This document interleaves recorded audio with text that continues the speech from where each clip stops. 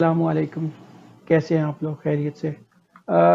Actually मैं दो numerical extra solve करवाना चाह रहा हूँ ताकि आपका कॉन्सेप्ट क्लियर हो। ये बुक में तो नहीं है लेकिन मैं थोड़ा बाहर से लेके आया हूँ। दो न्यूमेरिकल्स, इसको देखते हैं।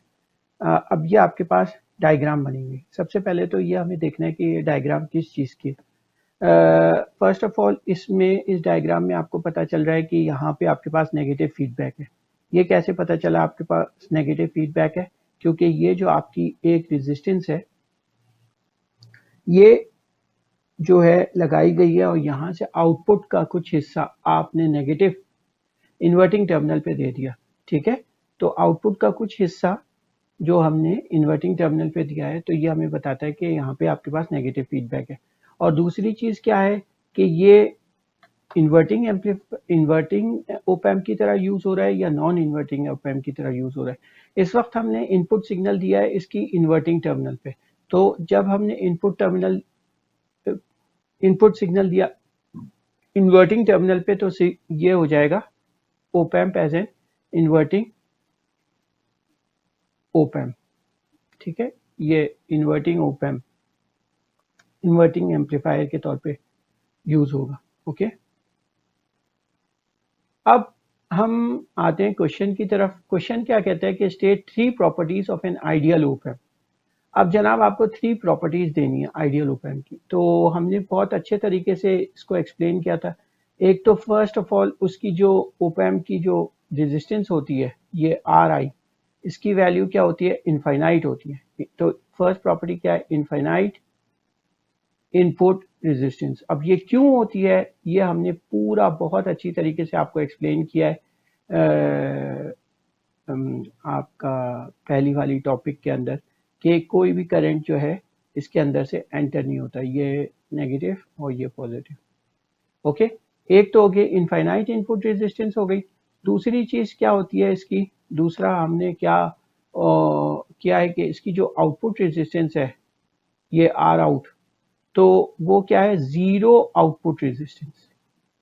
क्या हो गई आपके पास? Zero output resistance.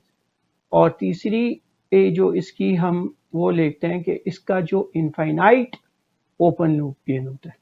ये सारी चीजें हमने आपको पहले वाली टॉपिक में समझा चुके हैं, तो इसलिए प्लीज आप उसको पढ़िएगा। अब ये बोलते हैं कि what does point P at virtual ground means. Point P at virtual ground, तो हमने आपको बताया था कि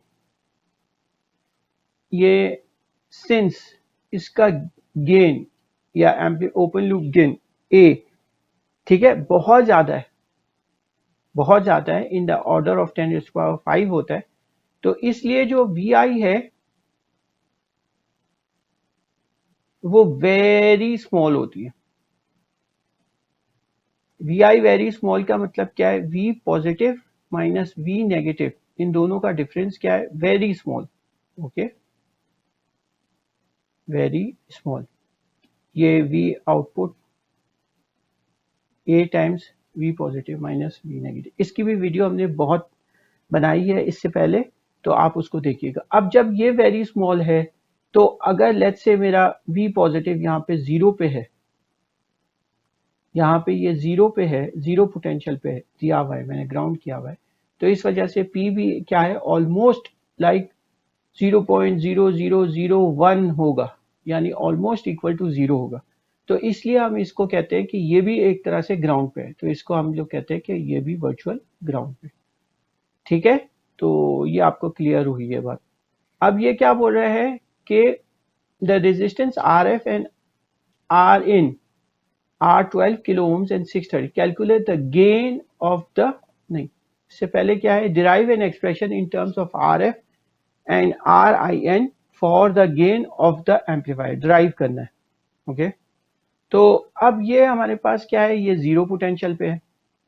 ओके, तो अब हम इसको ड्राइव करते हैं। यहां पर हम बनाते हैं कि ये आपके पास क्या दिया हुआ है? वी इनपुट, ये आर इन है और ये पॉइंट पी है।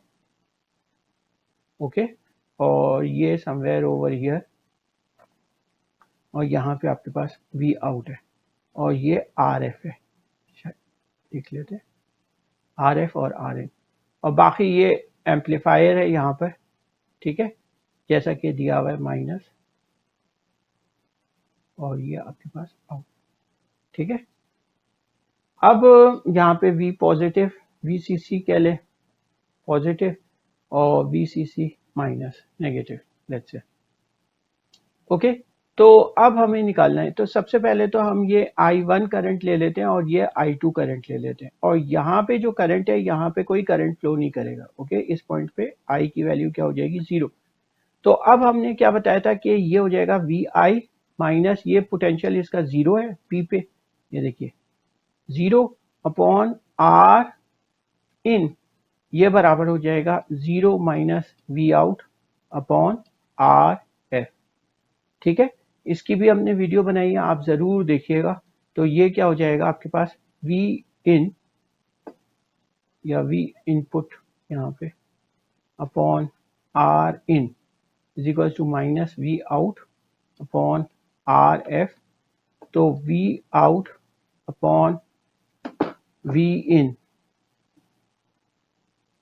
Minus R F upon R in, ये आपके पास इक्वेशन बन गई इसके गेन की, ओके। ये इसका गेन होगा।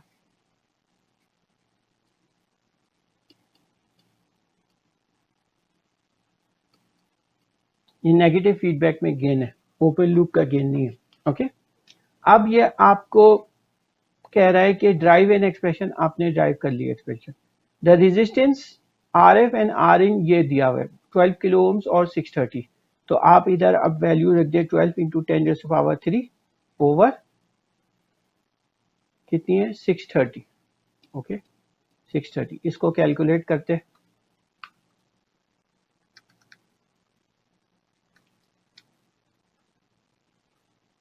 ये 19.04 नेगेटिव के साथ, ओके। तो ये इसका गेन क्या है आपके पास, नेगेटिव 19.04, और ये बताता है कि ये आपके पास जो है बेसिकली इन्वर्टिंग ओप एम्प है। गेन नेगेटिव होने की वजह से क्या बताता है, inverting op amp.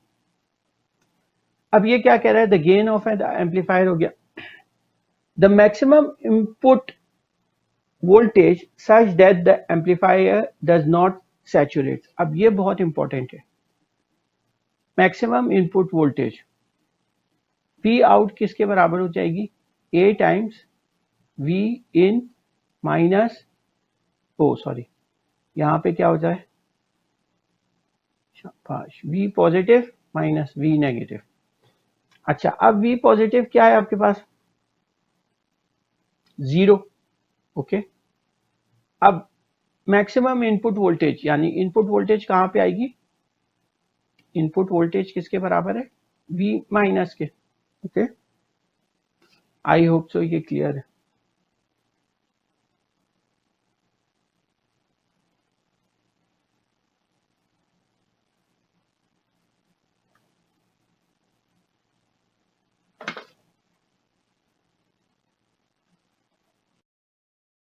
The last part is the maximum input voltage such that the amplifier does not saturate। अब देखिए इस इधर आते हैं हम वापस से, मैक्सिमम इनपुट वोल्टेज यानी V इन की वैल्यू क्या होगी, पॉजिटिव होगी, ओके। मैक्सिमम इनपुट वोल्टेज हो रहा है कि आपका ये सैचुरेशन में नहीं जाए, सैचुरेशन में नहीं जाने के लिए क्या होगा कि V आउटपुट की वैल्यू क्या होगी, +-9 वोल्ट के दरमियान फ्लोट करेगी, ओके, +-9 वोल्ट। अब ये सैचुरेशन में नहीं जाना चाहिए। तो अब ये जब पॉजिटिव होगा, जब ये पॉजिटिव होगा तो यहाँ पे क्या होगा, नेगेटिव, और मैक्सिमम कितनी वोल्ट मिलेगी, 9 वोल्ट। अब ये पूछा है कि ये पॉजिटिव V इन कितना है। अब हम इसको बनाते हैं, ओके। इस हम सर्किट को यहां से, ये था ये, और यहाँ पे आपके पास क्या है, V आउट। V आउट कितना मिल रहा है, -9 वोल्ट, और ये कितना है आपके पास, RF की वैल्यू कितनी है, 12 किलो,